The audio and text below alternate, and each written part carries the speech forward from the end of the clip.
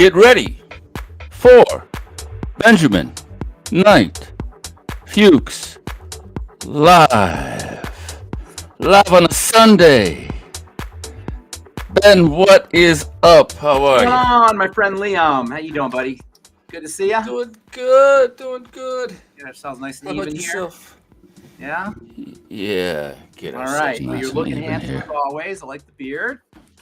Yes, you are too, sir. I think you got a new Got a hair haircut. You're looking ready for made a spring. little short. Built for speed. Made a little short, but it grows back. Fortunately, I used to freak out when I got a lousy haircut. Yeah. Now I don't care so much. Yeah, when I was younger, I was really, for You whatever panicked when you reason, got a bad haircut, right? panicked when you got a bad haircut. The ladies wouldn't love you anymore. It was the rock. It was the hair Back band when you were a kid, were days. you a hairband guy?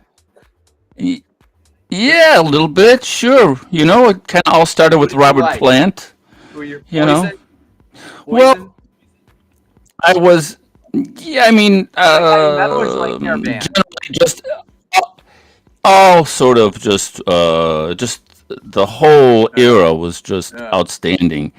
Yeah, and then it started out with the movie, Song Oh, Remains you the were a heavy metal Same, guy. and the You whole weren't into disco, probably. yeah, yeah, and then I was disco listening to the came, I and was I listening to the grew Bee up a Gees little. a couple days ago. I was like, I like the Bee Gees, and I could never imagine liking disco. But I was like, it's not too shabby. Their harmonies were just There was a time when I would have ridiculous. thrown up if somebody played the Bee Gees at a party or something, or listened to Saturday Night Live. Not Saturday Night Live. Not Saturday. Night What was Fever, that called? Night, Saturday Night Fever. Fever. All right, so I want to talk today about a molecule that's getting a lot of attention, and it's a molecule that I've been talking about this for Okay. many years because we learned about it in pharmacy school, but it's starting to get a little bit of traction. This is a molecule that's made by bacteria in the intestine. We all these days everybody knows about All right. probiotics. That's another thing that is kind of over the last few years, probiotics have become quite the thing. 25 years ago, nobody really knew what probiotics were, but now everybody knows about probiotics. But Absolutely. what now we're learning is that probiotics are important because they produce something called postbiotics. Postbiotics, right? Postbiotics. All right, I'm Postbiotics ready, man. are Postbiotics. secretions from probiotics, and probiotics secrete various Okay. molecules that are important for the health of the entire body. And one in particular is a fat, technically a fatty acid. Now, most of the fats and fatty acids that we think about are long fatty acids, particularly the essential fatty acids, but usually vegetable fatty acids tend to be long. Bacteria produce three very important short chain fatty acids. One in particular is super duper important. It's called butyrate or butyric acid. It's fatty acid, very short fatty acid. It's got some tremendous health benefits. Most importantly for the digestive system, but as it turns out, for various parts of the body. One of the reasons is because butyrate is ketogenic. It supports the production of ketones. And these days, everybody knows about the ketogenic diet. Butyrate is produced when you by bacteria when you eat fiber, and butyrate in turn helps the body generate these powerful molecules, which we probably should talk about actually now that I think about it, the ketogenic diet, because a lot of people have questions about that. So why don't you take the first slide, put the first slide up. The most important place where butyrate plays a role is in the health of the intestines. It turns out that butyrate acts like an energy source for enterocytes. Enterocytes are intestinal cells, and butyrate can support energy production at the level of the enterocytes. According to this article published in the Journal of Clinical Nutrition, quote, butyrate is a key energy source for colonocytes, or that's colon cells or enterocytes, and is produced by the gut microbiome through the fermentation of dietary fiber. It turns out that high butyrate, low rates of colon cancer. Increased colon cancer is associated with low rates of butyrate, and this is one of the reasons why keeping your microbiome healthy by eating fiber. Fiber is the main way that that the body produces butyrate, is so important. So butyrate protects the intestine. It's associated with decreased risks of colon cancer. Colon cancer is one of those cancers whose rates are increasing, particularly among young people. A lot of that has to do with how we eat. A lot of that has to do with our collective dysbiotic dysfunction, that is messed up gut bacteria that we in this culture of ours seem to be suffering under collectively. And butyrate can help support the health of the intestine and reduce the risks of colon cancer, which is one of the most miserable kinds of cancer you could ever imagine. And I mean, all cancer is miserable, but the digestive tract, man, you want that operating pristinely as long as you live. Second slide. Potential benefits is from World Journal of Gastroenterology. Potential beneficial effects of butyrate in intestinal diseases.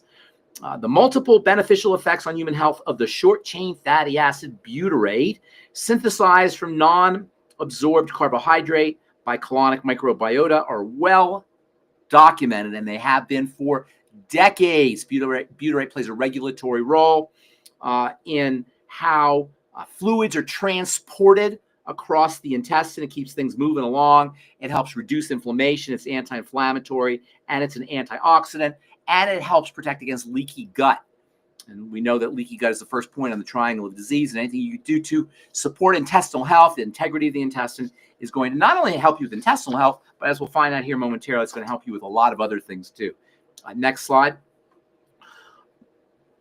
This is from the Journal of Functional Foods. Butyrate, carnitine, and leucine, these are two other amino acids, are dietary ingredients that may be ketogenic, but whether they are equally or more ketogenic in humans than medium-chain fats is unclear. Typically, medium-chain fats are associated with ketogenesis, but as it turns out, butyrate actually has the potential to be just as, if not more, ketogenic than the medium-chain fats. Just another reason why you want to make sure you're eating fiber, and you can actually get butyrate as a supplement.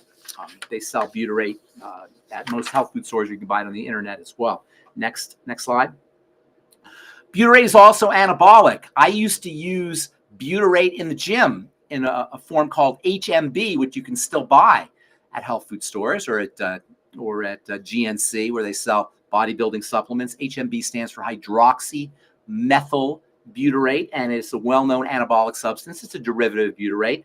Another derivative of butyrate is called gamma hydroxybutyrate, and that's actually a prescription drug that you can use because butyrate has some sedative properties, and this prescription drug is used to help relax you, and also it's also used to treat narcolepsy in a paradoxical kind of way.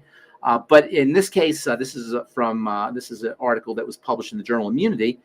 It was shown that the microbial metabolite butyrate stimulates bone formation, and they're now exploring it for the use for treatment of osteoporosis, for bone porosity. Of course, you don't necessarily need butyrate supplements. You can actually support butyrate production at the level of the intestine.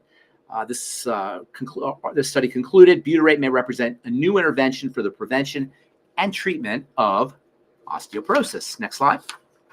Turns out that butyrate also is involved with, can help with combating obesity. Butyrate improves satiety. It makes you feel more satisfied, and it reduces caloric intake. It's a natural appetite suppressant. So now it's being explored for its therapeutic use as a therapeutic intervention for treating obesity, as well as metabolic disorders associated with obesity. That's the second point on the triangle of disease. So we see that butyrate can help us with the first 2 points on the triangle of disease. Next slide.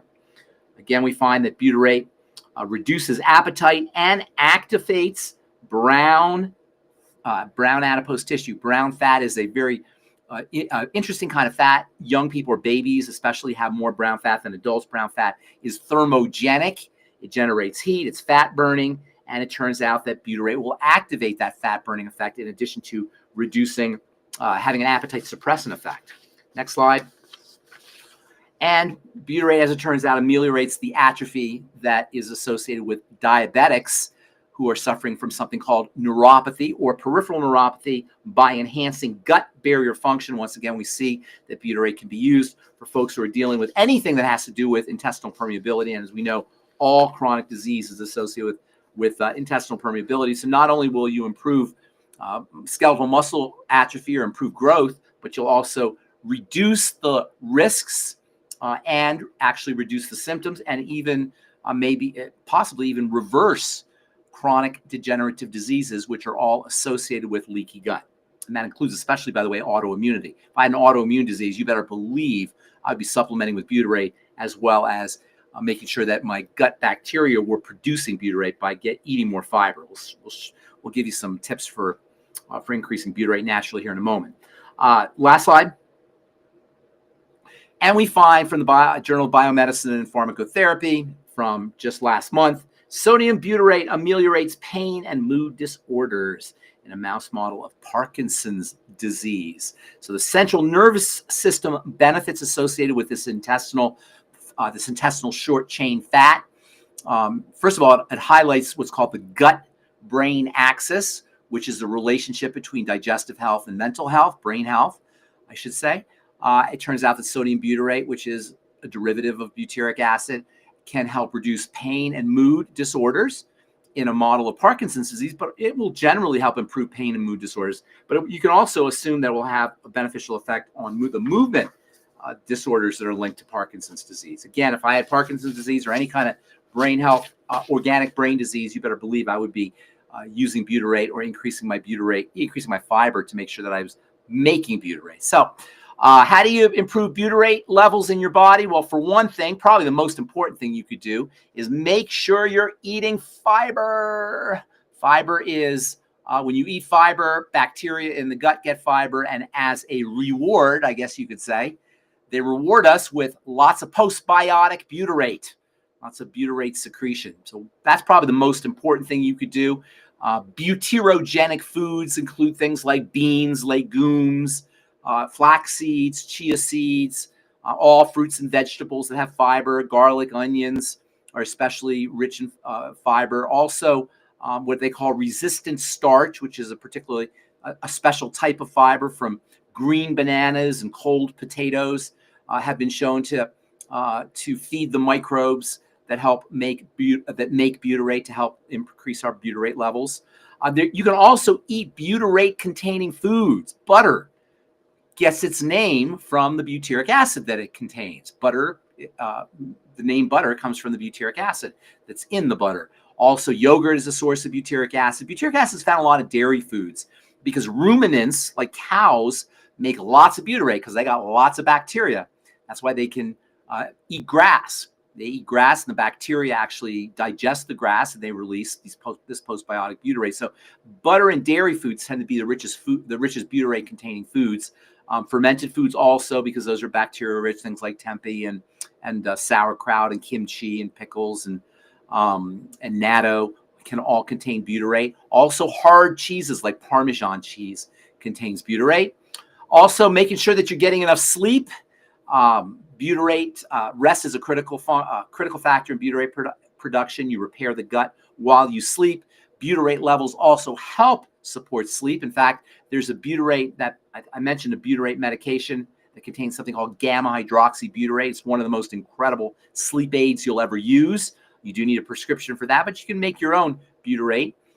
Fasting is another great way to increase butyrate levels. When you stop eating, your gut bacteria can get to work. When you stop putting food into the digestive system, when you stop putting food in, you stop making the digestive system work so hard, and intestinal bacteria can do their work a little bit more efficiently, particularly when you stop eating the standard American diet. So fasting can help, or even a low-calorie diet or intermittent fasting can also help raise butyrate levels. Working out is another great way to encourage butyrate levels by supporting blood flow to the intestine.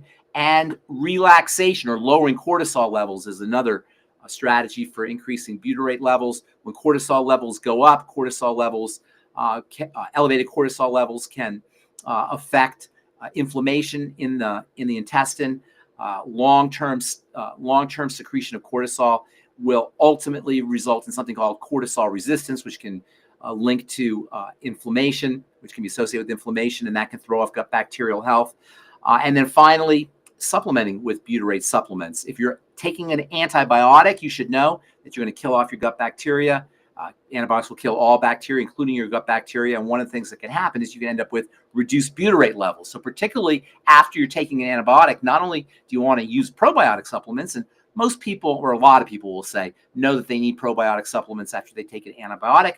But what they may not know, and hopefully listeners now know, is that using butyrate supplements can ameliorate some of the constipation or gas or gut pain that's associated with antibiotics, with long-term or even short-term intake of antibiotics. So you can buy supplements, sodium butyrate supplements, butyric acid, I believe, comes as a supplement. There's a really interesting supplement called tributyrin, which is sort of a deluxe form of butyrate. It's got 3 different forms of butyrate. It's a little bit pricey, but that could be really helpful, especially if you're dealing with a full-blown intestinal issue like ulcerative colitis or irritable bowel syndrome, or even if you just want to prevent intestinal health problems. Tributyrin might be something that you want to take. It's a little expensive, but you can find it pretty readily on the internet. Tributyrin is its official name, Tributyryn,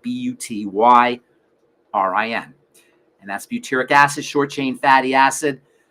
You will start to hear more and more about it. I'm hearing more and more about it. I've noticed that every week there's an article that comes out about butyric acid, or I read something in the alternative health press about butyrate or butyric acid. As I say, I've known about it since my pharmacy school days. In fact, interestingly, GHB that I talked about earlier, gamma hydroxybutyrate, I used to make it in my lab in the 1990s, and I was using it and I was selling it as a sleep aid, and also anabolic properties. The bodybuilders would buy it, and it also, interestingly, is great for libido. It's a powerful aphrodisiac, as it turns out, but unfortunately it became illegal, and now you can only get it on a prescription. But if you do have a sleep problem, can't sleep, it's an incredibly safe, non-toxic sleep aid, non-addicting, and bonus, it's an aphrodisiac, and also it also helps you build muscle.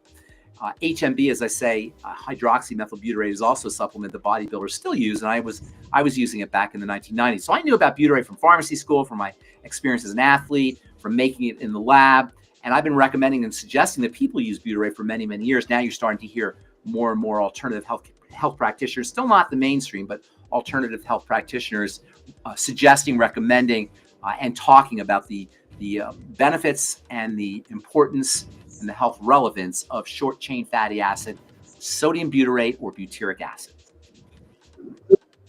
So it's a fatty acid like omega-3 is a fatty acid. It's an omega-3, a long fatty acid, as opposed to butyrate, which is short chain. Completely different properties than long-chain fatty acids. You're not going to get any of these benefits from the long-chain fatty acids. The fact that it's short means that it can be used very efficiently by cells. Cells can work with it very efficiently, and that makes it important for energy. It seems very versatile. Like it's able to support all the points on the triangle of disease, and the nervous system, and the intestine. Yeah, it is very versatile, and the best part of it, it's completely non-toxic. Isn't that cool? You have all of these wonderful benefits, and I'm telling you, GHB in particular, gamma hydroxybutyrate, works fast, super fast. In fact, when I actually used GHB myself, you would fall asleep in like 10 minutes. You'd fall right asleep, dead asleep, and you'd only sleep for like an hour or 2 hours, but you'd wake up completely rested. It was really amazing, and then it became illegal. So now you can get it on a prescription. But if you have a sleep problem, I would recommend that you talk to your doctor about getting a prescription. I forgot the brand name of it, but just ask for gamma hydroxybutyrate, or GHB. And the microbiome, it's a, how did you say it's a post? There's prebiotics, there's probiotics, and there's postbiotics. Everybody talks about the probiotics. We all know about those, right? The prebiotics are the food for the probiotics. Pre means before, right? Prebiotics are the food for the probiotics. In turn, secrete postbiotics. So you have pre, pro, and post. Prebiotics are fiber. The probiotics eat the prebiotics, and then they secrete the postbiotics. Okay. And then when you take a course of antibiotics, you've got the flu, you get some, erythromycin or whatever it is. Don't give it to you for the flu, but for a bacterial problem, you can take antibiotics. You're going to kill off your probiotics, and then you're not going to get the postbiotics. So it's really important. In addition, and a lot of people these days know that after they take a course of antibiotics, it's a good idea to get on some probiotics. But now you know that you also want to get on postbiotics. probiotics like butyrate. And especially if you're dealing with intestinal problems, or if you're dealing with something that's associated with intestinal problems like an autoimmune disease or really any chronic disease, as we've talked about so many times, that all diseases start off as an intestinal disease. So by working on the intestine with butyrate, you can prevent or even reduce the symptoms, or even possibly reverse the problems associated with chronic degenerative diseases. And considering it's non-toxic and relatively inexpensive, if you get just the plain old butyrate, it's just it seems foolish not to at least try to use some butyrate supplements. And if you really want to go all out, get the tributyrin, which is 3 forms of butyric acid, although it's a little bit pricey. Fascinating. Absolutely fascinating. Oh, And well, for my don't forget to check Ben. Don't forget to check Ben out at treatments.com. truthtreatments.com. Yeah, TrueTreatments.com. If you're looking for skincare, you know what we're doing with True Treatments is it's really interesting. And I know, you know, I'm obviously partial to what I'm doing. I wouldn't be doing it if I didn't believe in it. What we're doing is we're taking skincare away from the chemocentric chemistry world that it's been immersed in for the last 150 years since the modern skincare business was born, and taking it into the electrical world. Truth Treatment, the ingredients I use in my Truth Treatment formulations work because they work electrically. They literally will support micro voltages at the level of the cell. And while we don't really talk a lot about the electrical, which really is the quantum level, we talk about electricity at the cellular level, we'll talk about quantum electricity. We don't really talk about that too much because it goes over people's heads. But really, if you want to have effective skincare and you want to have beautiful skin, you got to at least understand the relevance and the importance of electrical energy. And in fact, if you want to understand the health of the entire body, you want to understand electricity, because at the end of the day, health is voltage. Or as Dr. Jerry Tennant says, Health is voltage. I love that. Health is voltage. Dr. Jerry Tennant has a book actually called Healing is Voltage, and he talks about how voltage is involved in the healing process. Well, overall health is voltage. We are electrical beings primarily, and while we live in a chemocentric world and we focus on chemistry all the time, and I love chemistry, at the end of the day, chemistry only works because of electricity. And the ingredients I choose to work with my Truth Treatments, particularly the minerals, work because they help facilitate voltages, micro voltages at the level of the cells, utilizing a biochemical process that is becoming more and more well known by the mainstream. Cell biologists have known about this for decades, for maybe even for centuries. It's a process called redox. Actually, probably not for centuries, but certainly for decades. Redox, reduction, oxidation. Now, it's a little bit quantum-y.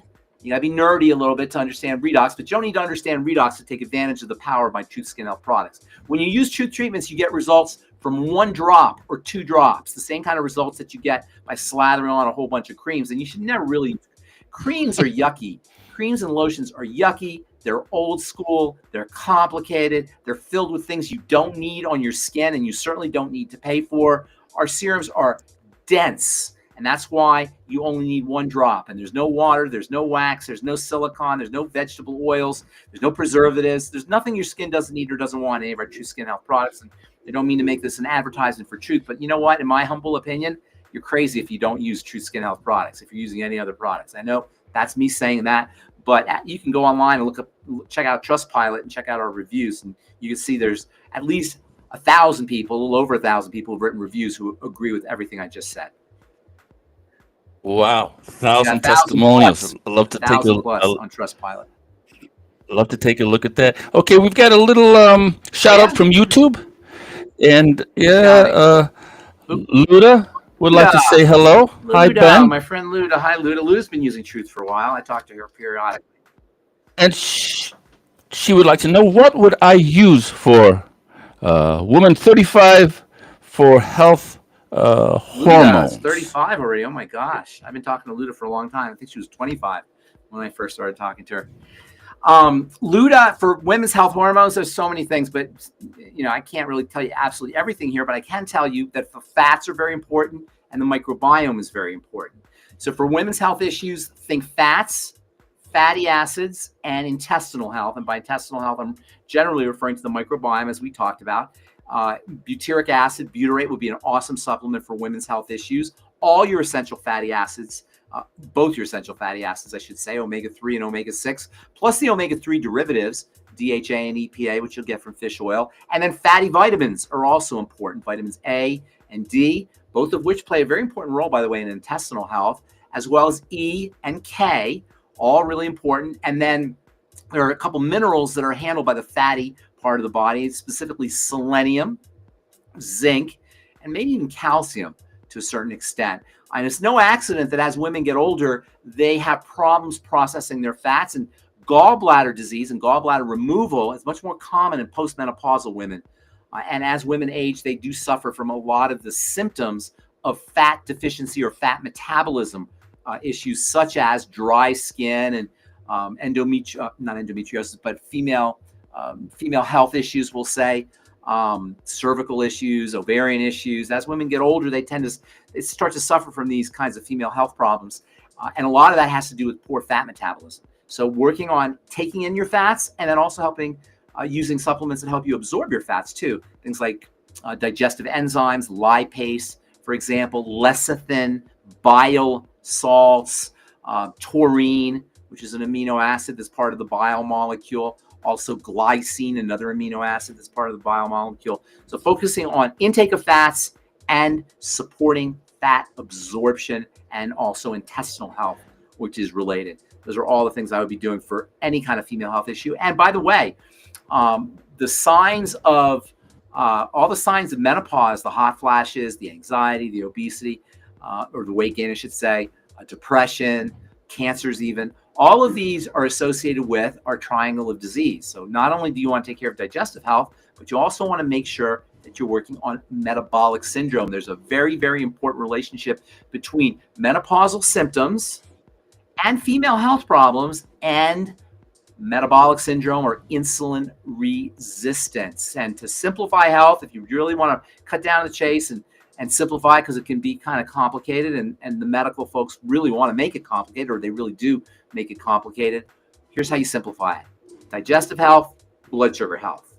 Work on your intestine and work on your blood sugar. If you do it correctly, all chronic degenerative disease symptoms will begin to subside. And even if you don't have a chronic degenerative disease and you're just symptomatic, like if you're having female health issues, those will begin to subside as well.